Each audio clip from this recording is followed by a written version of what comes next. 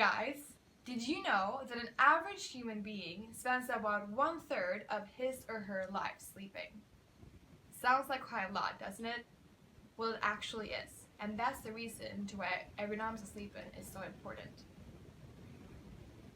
According to Diversified Integrated Sport Clinic, recent studies have shown that the best posture for sleeping is the side sleep position.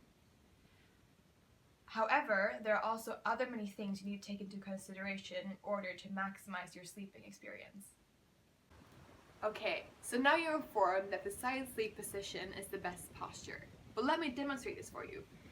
Okay, so sleeping on the side, yeah, that's good, but there are more things to take into consideration. Well, first of all, your knees should actually be slightly bent towards your chest, something like this. And furthermore, in order to ensure spinal alignment, your spine and your back should be as straight as when you're standing up. You should actually place a pillow in between your legs to ensure that your spine is as straight as possible. And also, it is very important to make sure that when you're sleeping sometimes, it can happen that your hand goes under the pillow. But this is not good because this can stop the blood flow to the hands. So that's also a thing to think about. Alright, so we have now talked about which is the best sleeping positions. But what are the bad ones, and why are they bad? Well, according to Huffington Post, one of the bad sleeping postures is the fetus position, which looks like this. You're lying down on your side, so it starts out quite good, but then you have your knees too close to your chest, and you have your hands under your head like this. And this results in your spine not being straight enough, which is what we want to achieve while we're sleeping. Second of all, according to the same source, one of the worst possible sleep positions is the stomach position. This results in pressures on joints and muscles, and it can also result in long-term neck pain. Because imagine yourself if you're sleeping on your stomach.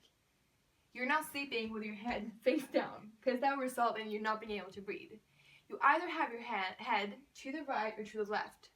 And imagine having your head straight to one side for at least 2 hours while sleeping. It's not good at all. So that can, at its worst, result in long-term neck pain, which isn't good for your body.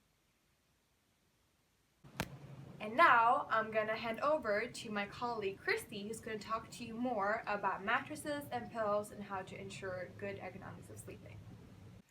Okay, so now I'm going to talk to you a little bit more about mattresses and pillows and why they are so important in order to sleep ergonomically correct. This can be very, very hard since it's so individual and it depends on your sleeping posture and other things, but I will try to step by step take you through it. Okay, so now I'm going to use Maggie to show you these steps to make sure your pillow is good enough for you to sleep ergonomically correct. So, will you please lay down on your back on the pillow for me? Yes. So, now this is a back sleeper position. Do you now see your feet if you look down at them? Yes. That shows that for a back sleeper, this pillow is too high. The goal for a back sleeper is to have a pillow that fills in the gap between the neck and the mattress only, nothing more. But this pillow clearly covers a bit more than that. However, will you please lay on your side for me? Yes. So, in the side sleeping position, which is the recommended one, as Maggie told you earlier, this pillow might actually be good. Can you now feel a gap between your neck and your mattress? No. That shows that for a side sleeper, this is high enough. A side sleeper will need a higher pillow because the gap between the neck and the mattress is now higher. Therefore, this pillow is ergonomically correct for a side sleeper. She will now, if she went to sleep now, she wouldn't get any pain inflicted, and her back, shoulder, and neck will be kept in an upright and straight position. So, the things that I just showed you, they were to make sure that your body, which is now the shoulders, your neck, and your back, are kept in a straight and upright position. Otherwise, it can inflict pain in the muscles. And another thing to think of, and this doesn't depend on your posture, it doesn't matter. It's just in general, it's important to have a pillow that is firm so that it can hold up your head without sinking in. It doesn't have to be too firm, but just to make sure that your head doesn't sink into your pillow while you're sleeping. Okay, so for mattresses.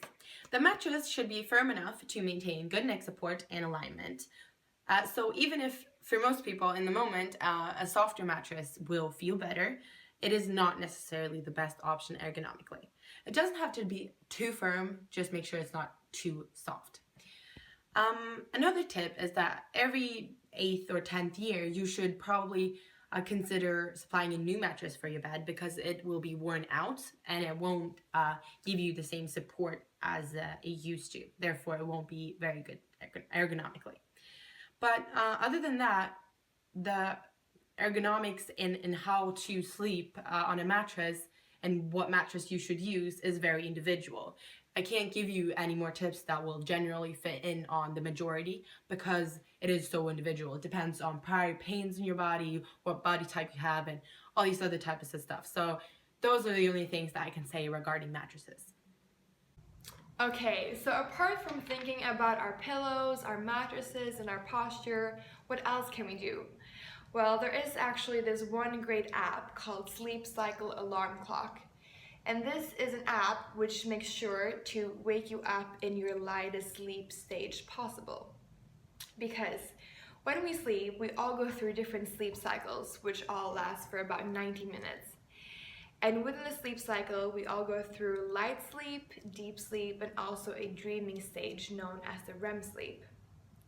So what does this app do? Well, it might sound a bit creepy, but it analyzes your sleep state. So you have your phone close to your bed, and then it tracks your movements in bed and makes sure to wake you up when you are in the lightest sleep state. And this contributes to your day feeling longer, and it makes it more easier for you to wake up. And we have actually interviewed this one girl who used this app, and she says that it's been so good for her. She always wakes up rested, and that it sounds a bit cliche, but it has been a bit life-changing for her. So that's another thing to think about within ergonomics of sleeping. Okay, so now we're done, and we've went through with you mattresses, What sleeping posture is the best one, pillows, how to use the app correctly, and what is even the app, and why it's important to think of ergonomics when you sleep. And yeah, so you're thank you guys. Christie, I'm Maggie. Bye guys.